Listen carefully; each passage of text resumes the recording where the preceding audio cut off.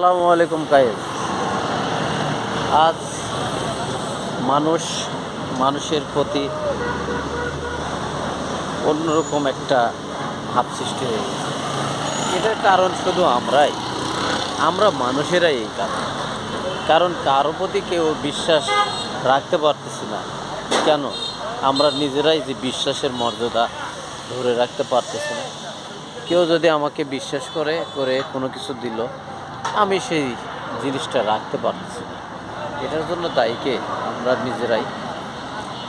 হ্যাঁ, আর বন্ধুরা, নিজেরাই দায়ী অন্যের উপর চাপাই। যেমন এই দিল না, ওই দিল না, হেন করলো তেন করলো, এরকম কথা বলে থাকি। কিন্তু আমরা কখনোই ভাবতে পারছি না যে আমার দোষ কতটা। হ্যাঁ, আমি কেন এই জিনিসটা পাবো না, এই জিনিসের থেকে বঞ্চিত থাকবো কেন? এই জিনিসটা তো আমারই সমস্যা।